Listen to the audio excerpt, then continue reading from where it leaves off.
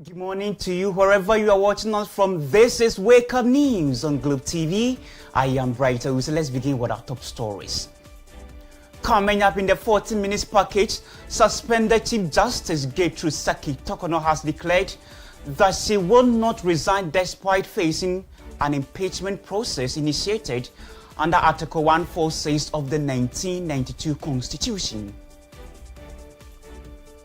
Meanwhile, government spokesperson Felix Kwachi fires back at the suspended CJ's threat claims and questioned public disclosure of sensitive issues. And former President Kufuor has advised members of the New Patriotic Party to prioritize national unity and avoid religious and tribal sentiment as the party prepares for the 2028 general elections. Our Minister for Education, Haruna Idrisu, has denied allegations of casualties during a protest by a group trained teachers of the Ministry of Education. And later on the international front, at least 16 people were killed and over 400 injured in nationwide protest against police brutality and government corruption in Kenya. We have details of these stories and many more coming up shortly in the next 40 minutes. Please be my guest.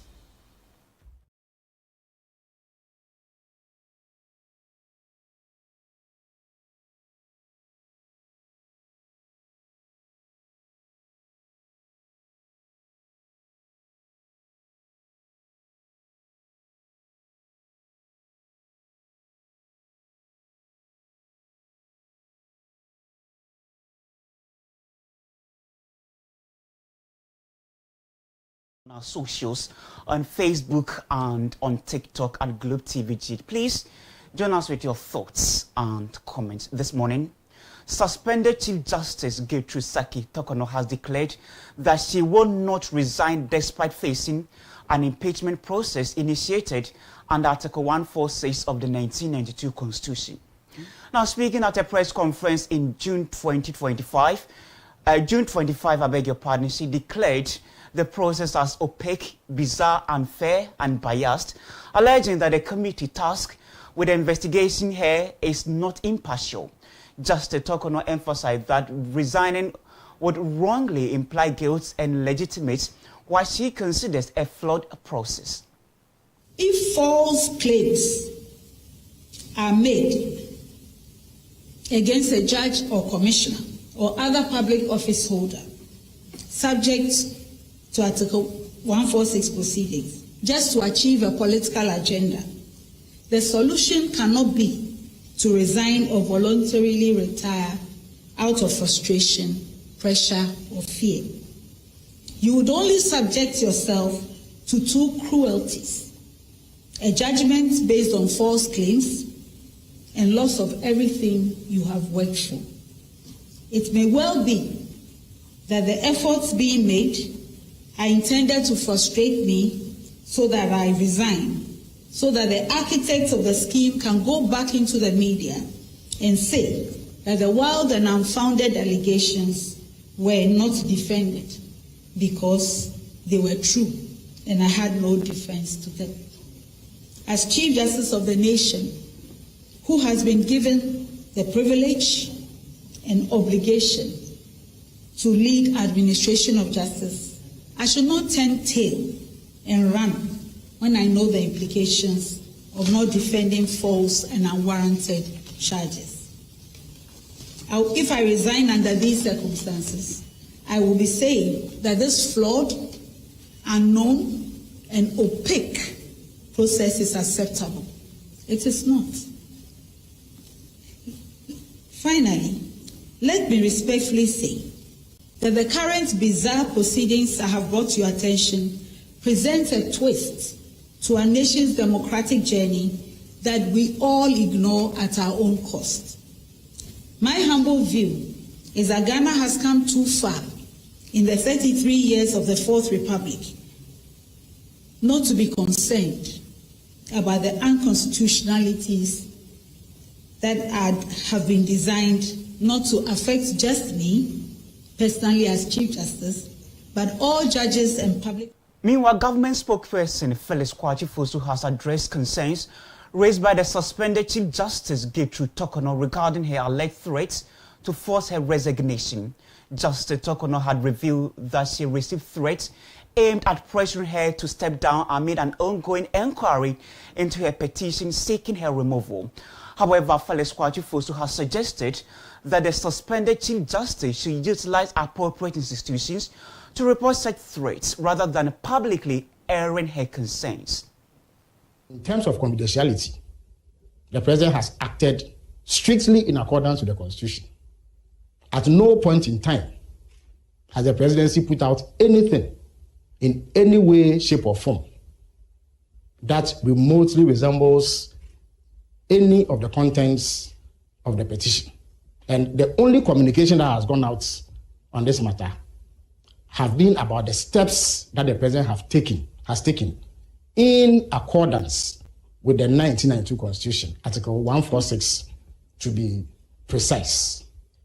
3, her ladyship, the Chief Justice, all but insinuated that there was some political agenda at play to oust her, and that this whole process is a result of sin. Let me place on record, without fear of contradiction, and let me be clear that no such political agenda exists. His Excellency the President took an oath to which he was incidentally sworn by her ladyship, the Chief Justice herself. And in that oath, he swore to abide by the 1992 Constitution. He is enjoined to act a particular way when he receives petitions of the sort that he has received. And that is all that His Excellency has done. He has had no choice in the matter. The President cannot say that he has a view about how things should be done, and therefore, if petitions have come, he will fail to act. If he did that, he himself would be in breach of the Constitution, and therefore, he has been enjoined to act as any responsible leader or President of the Republic of Ghana would be required to do, as stipulated by the 19... Let me take you to the camp of the opposition NPP, as the former president, John Kumukofo, has advised members of the New Patriotic Party to prioritize national unity and avoid religious and tribal sentiments as the party prepares for the 2028 general elections. Now, speaking at the launch of the party's new think tank, the Patriotic Institute, on June 25, former President John Kumukofo emphasized the need for the NPP to uphold democratic values and select a flag bearer who can provide effective solutions to Ghana's challenges. A party like ours, we don't have, seriously, central think tank. A think tank should work so objectively that even hard truths would be told to itself. It might not be palatable, but if the truth, know it. Because it's only when you know it you can begin to solve the problem. We don't have, with all our intelligence and high qualifications, we seem to be afraid of critical analysis. We don't want to face the real truth. You see, the other thing with us, we may be brothers or friends, but I get the feeling that you've taken me for a ride, you've cheated me. I tell you, next time around you call me, I may not come. This is another thing we must admit. We are democratic. We uphold common humanity. So, and democracy really doesn't go in for tribe or religion or gender. It's the individual. One man, one vote. And if we want power, we want to present a person who would be convincing to the generality of the electorate. Can this man we are presenting help solve problems for the community at large, so the benefit spreads across the board for all? We look at that this way. If we tell the truth to ourselves, we may see that the way we've been brushed by our opponents from way back, Oh, you are a tribal party. Oh, these days we are including even religion. You do that, and it comes from our mouths, then I tell you, we are perpetuating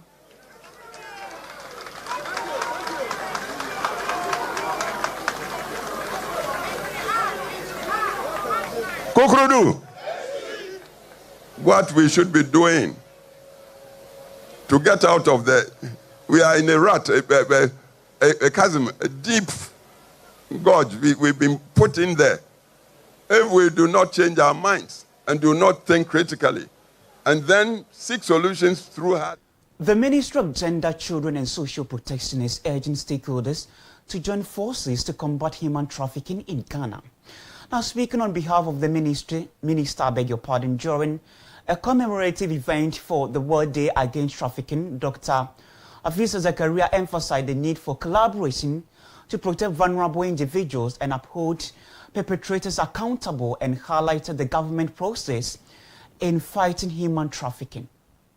At the event organized to commemorate World Day Against Trafficking in Persons under the theme Human Trafficking Law at 20, the journey so far in Ghana, poverty and migration are highlighted as key drivers of human trafficking, and international cooperation is stressed as crucial in addressing the issue.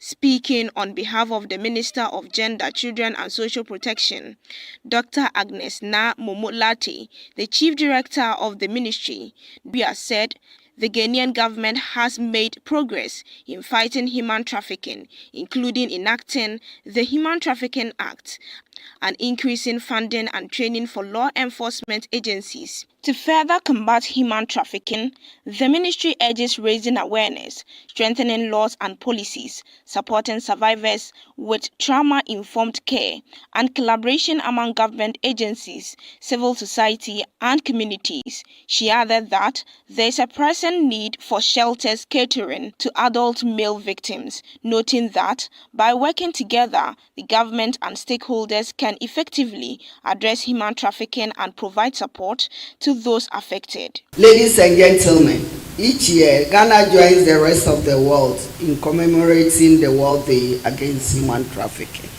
also known as the Blue Day, to raise awareness on the dangers associated with human trafficking. In the year 2010, the United Nations General Assembly, during the adoption of the Global Plan of Action to combat human trafficking in persons, urged governments worldwide to take coordinated and consistent measures to combat human trafficking. This led to the designation of 30th July every year as a day set aside to remember the suffering of all victims, showing compassion for their plight and making policies and programs interventions to support the fight against human trafficking. Chairperson of the Committee on Gender, Children and Social Protection, Helen Adjuan-Toso, indicated that parliamentarians play a vital role in ensuring the effective implementation and enforcement of the Human Trafficking Act. According to her, they provide oversight and support to stakeholders, which is crucial in combating human trafficking effectively. She also emphasized that Ghana has made progress in addressing human trafficking, but challenges persist, with the impression that continued efforts are necessary to identify new approaches and solutions to tackle this complex issue. At the media launch commemorating the World Day Against Trafficking in Persons, today we gather to raise awareness about the dangers of human trafficking and exploitation, and to reflect on the progress made in combating this crime in Ghana. As the chairperson of the Committee on Gender, Children and Social Welfare, I wish to acknowledge the critical role Parliament plays to fight against human trafficking. As parliamentarians, we have a responsibility to ensure that the Human Trafficking Act, 205 Act 694, is effectively implemented. Civil society organizations have commended the Ministry of Gender, Children and Social Protection for its active role in the passage of the Affirmative Action Bill. However, they are urging the ministry to expedite the implementation of the law. Stakeholders at a forum organized by CDD Ghana have emphasized the need for a gender equity committee to oversee the speedy implementation of the Affirmative Action Law. Convener of the Affirmative Action Law Coalition, Shilaminka Primo, noted that while the law is a step in the right direction, it is weak and requires amendment to include punishments and sanctions for non-compliance. She explained that the law applies not only to the public sector, but also to the private sector, which should have gender policies in place. She expressed hope that a legislative instrument under Act 1121 would facilitate the implementation of some aspects of the law. So speaking from the civil society perspective, I am the convener for the Affirmative Action Law Coalition. We are looking for a speedy implementation of the law. So one of the first things we realized was that a body is supposed to have been set up called the Gender Equity Committee to see its implementation. We know the ministry has been making efforts to get it done, but we think that it should be speeded up so that it's in place when they are the ones that the law says should be running and seeing its implementation by the ministry. We are also looking forward to the passage of a legislative instrument. There's an act of parliament, Affirmative Action Gender Equity Act of 2024, Act 1121. There's provision in it for a legislative instrument which will make some parts of the law work better. We are hoping that. Programs Officer at the Ministry of Gender, Children and Social Protection, Isaac Mensah, speaking on behalf of the sector minister, called on stakeholders to support the ministry efforts to promote gender equity. He emphasized the need to create a society where every individual has the opportunity to lead and thrive. Ladies and gentlemen, I would like to provide a brief update on the efforts made by the Ministry of Gender, Children and Social Protection and its partners toward the effective implementation of the Act. In accordance with the Act, the Ministry has started putting the necessary measures to constitute the Gender Equity Committee to guide and oversee the implementation of key provisions of the law. To this effect, letters were sent to the various institutions asking for their representatives. I am happy to report that the list of nominees has been compiled and forwarded to the Office of the President for review and approval. Again, a costed strategic plan for establishing the Secretariat to the committee has been submitted to the Ministry of Finance for funding. The Ghana Customs Division has received 2 highly trained English Springer Spaniels, Abi and Halter, to enhance border security and improve detection of illicit goods at the entry points. These dogs, bred and trained in the United Kingdom, specialize in detecting narcotic firearms and concealed currency. Their deployment is expected to significantly boost the Customs Division's capacity to combat transborder crime, deter smuggling activities and improve revenue collection at borders and international airports. The project is supported by international partners, including the German Development Corporation, the European Union, and the Swiss Development Corporation. The dogs are trained to detect illicit goods and substances, enhancing the Customs Division's ability to combat transborder crime with comprehensive training by handlers to ensure effective collaboration and performance of duties. The canine dogs are expected to enhance border security, deter criminal activities, and increase revenue collection. Speaking at the ceremony, Brigadier General Glover Ashon Annan, Commissioner of Customs, emphasized the division's commitment to utilizing the canine dogs effectively and ethically. He said the handover ceremony marks a significant milestone in the collaboration between the Ghana Customs Division and 8 international partners aimed at strengthening border security and revenue collection. Your partnership has played a vital role in strengthening our operational capabilities especially in revenue mobilization and public safety. One of the core mandates of the Customs Division of GRA is to help ensure security and public safety. In recent years, West Africa has experienced a worrying rise in drug trafficking and opioid abuse, particularly among the youth. Like other countries in the sub-region, Ghana cannot afford to overlook these increasing threats. For her part was the PED program's manager, Astrid Cole, who said the dogs will contribute to the division's work in detecting illicit goods and substances, symbolizing the long-standing partnership between the Ghana Revenue Authority and international partners. Astrid Cole emphasized that the Ghana Revenue Authority and Customs Division play a crucial role in achieving these objectives and believe this development will strengthen the division's capacity to combat trans-border crime and enhance border security, ultimately contributing to the country's economic growth and national security. It is a great pleasure and honor for me to participate in this ceremony, which is a very special and actually a very joyful one. This is because of the two new inhabitants of this canine academy, Albi and Halter.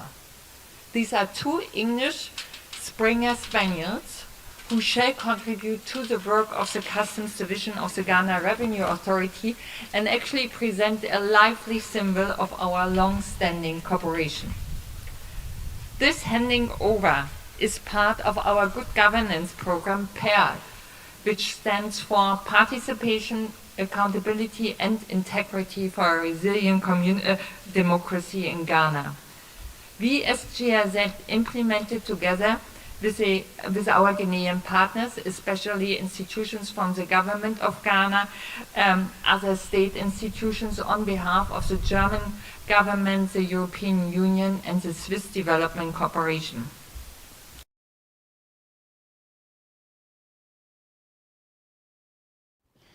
You're still watching the Wake Up News on Globe TV.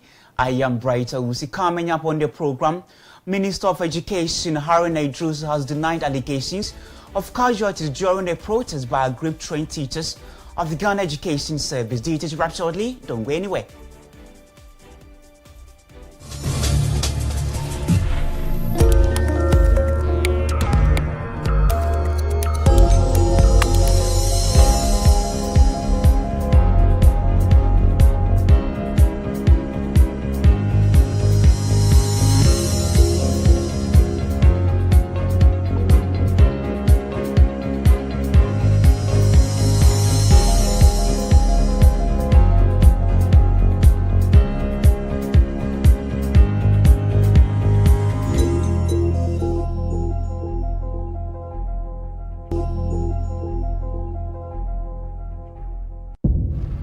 You're welcome back to the program. Remember, the broadcast is streaming on our socials, on Facebook and on TikTok at Globe TVG. Please join us with your thoughts and comment. Let me take you to the Ashanti region, because the Ashanti North Regional Police Command has apprehended two individuals in connection with the murder of Eric Obindakum, the former headmaster of Dampon Senior High School. The suspect, Mubarak Muhammad, 38, and prophetess Elizabeth Dakwa, 48, were arrested on June 9th and 17th, 2025, respectively. Preliminary investigations suggest that prophetess Elizabeth Dakwa collected an undisclosed amount of money from the deceased, promising to help him unearth an Asian family gold.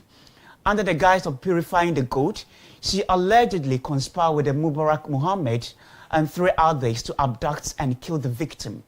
The suspect reportedly took the deceased to Abu Abuja, where he was knocked down and run over by Honda Odyssey vehicle driven by Mubarak Muhammad as they attempted to escape. Both accused persons have been remanded into police custody and are scheduled to reappear in court on July 5th, 2025. Now, efforts are ongoing to apprehend the remaining suspects.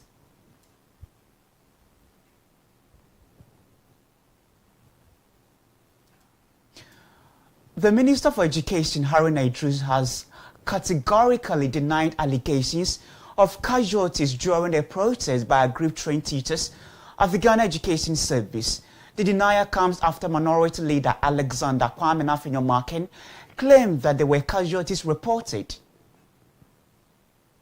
At the Ghana Education Service headquarters and the Ministry of Education, my understanding was that a group of students were a group of the recruited teachers under very different leaderships decided to picket at the GES headquarters and to assure the House that there was no manhandling of any of them.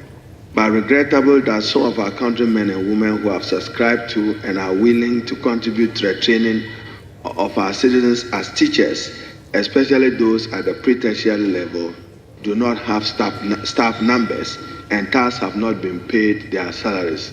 Mr. Speaker, it is that they are undergoing some validation of their information in order that we deal with this problem of ghost names under the payroll. The Ministry of Mr. Speaker, the Ministry of Finance in the year 2024 issued financial clearance for the recruitment of teachers. However, the GS was unable to complete the process for the entire recruits to be placed on government payroll prior to the expiration of the financial clearance at the end of the year 2024. The expiration of clearance prior to the completion of the recruitment process, the Speaker, was partly due to delays caused by inconsistencies in SNIT numbers. And Mr. Speaker, if you indulge me, I'll explain. There are some who have dates of birth on their national ID cards not consistent with their SNIT details. And that is important for us because we need to make a policy determination when the person may retire from the public service. And we are guided. The Education Minister, Haruna Idris, has also announced that the government is preparing to recruit 50,000 teachers and 10,000 non-teaching staff in the 2025 calendar year as part of effort to strengthen the education sector. Addressing Parliament on Wednesday, the minister assured the House that adequate provisions have been made in the 2025 national budget to support the mass recruitment. Mr. Speaker, this morning, even before coming to this House, I met with the president of the petitioners by name Dafor Eric, and their concerns noted as follows. Despite having received our appointment letters and fulfilling all professional administrative obligations, including assuming our respective posts and performing our duties diligently, a significant number of us have still not been issued staff identification numbers. Their main concerns. I assured him that it will be addressed as soon as the Minister for Finance issues financial clearance. We intend to recruit as many as 50,000 teachers, which was provided for in the 2025 budget statement of the Honorable Minister for Finance. So, Mr. Speaker, there is no such thing occurred at the GES or the ministry headquarters. And then to the Central Region, the Member of Parliament for AWUSI West, Gizola Tetagboti, has commissioned a newly constructed 3-unit kindergarten classroom block at Sakaragakope MA Basic School. Now, speaking at the commissioning, the MP noted that the project aims to alleviate overcrowding and provide a better learning environment for students. The school falls under the AWUSI East Administrative Area, but is represented by Honorable Tete in Parliament. Honorable Tete, who is also the Deputy Minister of Works and Housing, addressing the press, stated that the new classroom block aims to alleviate overcrowding and provide a more conducive learning environment for students. She further reaffirmed her commitment to improving educational infrastructure in the constituency.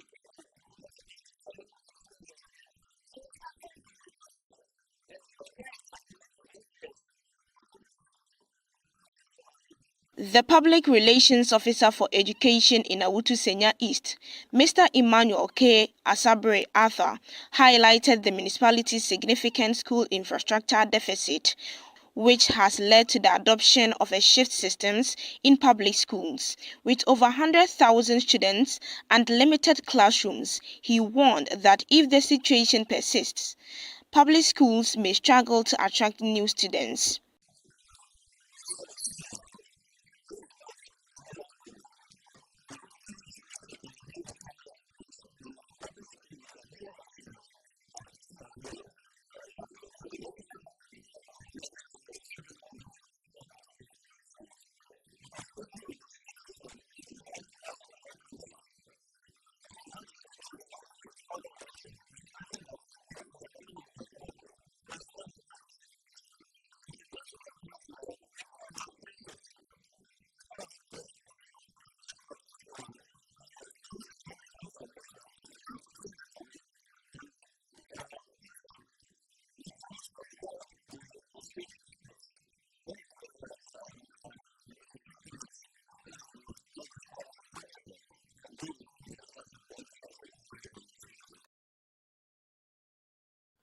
From the central region, I'm taking you to the eastern region on a very sad development. A devastating collision between a VIP bus and a cargo truck occurred on the Accra-Kumasi Highway, specifically between Nkoko of Ramase and Mprayaso Amanfrom. In the Ko West municipality, the accident occurred resulted in 1 fatality and left 22 others in critical condition. Fire Officer DO2 Samuel Mante provided insight into the incident, explaining the circumstances surrounding the accident. And then I'm matching by Nunu and Capra, and I received distress call. Say, car was she be a seat from us. Tempana ni dispatch and fire appliance, and I'm good see. No do all no moon say. Akonshiano ashendi no bako truck tia truck olodu isam ewumu na grand bed bus no nso ofi incline olodu passengers oka driver ne boma na omododo dunum bako na ehun se ne kwase muni na accident bia na ano den onenti omo bus ni mo emu adunum de because we no try ko ni yi pa na ba ko de part of the media wo amunum kwa tete kra na car truck no so koto amenem se nsuo ni amena kakra no koto mu a je se wo hwese ne accident tia na kwase ni ekwani pa na so no isani professionalism no nti itimi boy mo de ahwe se omo mo prepare ni na ye be rescue na ne wewu ni so ye be mobilize no na itimi ama bibia nso akoyi nti as Ghana National Fire Service itimi boy mo de manage scene no ema itimi hwe ema bibia nso akoyi na ye be gina so ato ahyekafo na afo se abiri na se wo tukwan a omo mo de ase omo beto mo pass kakra mepentem ene se unhwe ahyansudi a wo kwan de so no ono timi kofa ha kase bebre ba na bia mu nso so hu anum kwan a ono so timi de ha kase bebre enso so eba anka we anka be bat no nya botre hwe na nim yi a anka obo se track bi agina homie ewo kwan enchen nti no esese otom wase na so san se want to no wase nti no ko ya no ko bom ade akwanhia kase bai tina afika kra ende ma cheka force.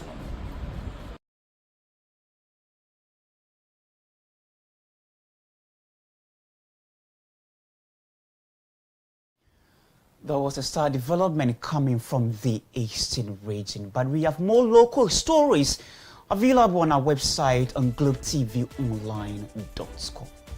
Coming up on an international front, at least 16 people were killed and over 400 injured in nationwide protest against police brutality and government corruption in Kenya. Due to wrap shortly, don't go anywhere.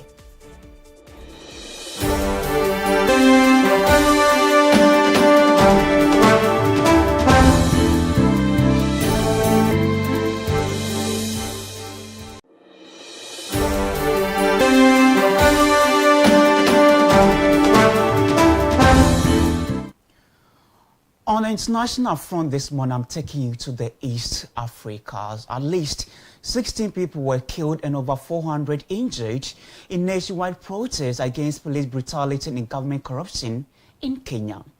The Kenya National Commission on Human Rights reported that the injured included protesters, police officers and journalists, with many suffering from gunshot wounds, rubber bullets, injuries and beatings. This went on all day.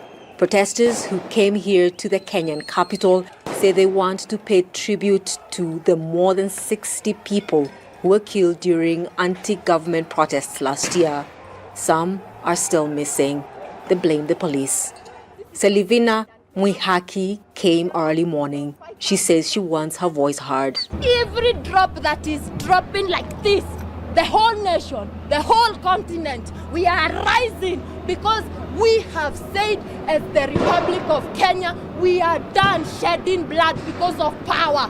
This protester says he wants better from the leaders. The government is taking us as a joke. They don't want to listen to us. They want to go on to their family alone. They have to listen to us as the citizens. We are the people, and the sovereignty because the power of the people. Beyond Nairobi, there were similar demonstrations held in other parts of the country. Everyone saying the same thing. They want an end to police brutality. They want justice. There's a lot of anger on the streets, and sometimes it gets dangerous. Those young men are using stones. The police try to disperse them. But a lot of people that we've talked to say that they are very angry at the police. They say that the police have been using too much force, and they say they will not be intimidated because of all this. They're involved in extrajudicial killings. They're kidnapping people and abducting people, and some people have turned up dead.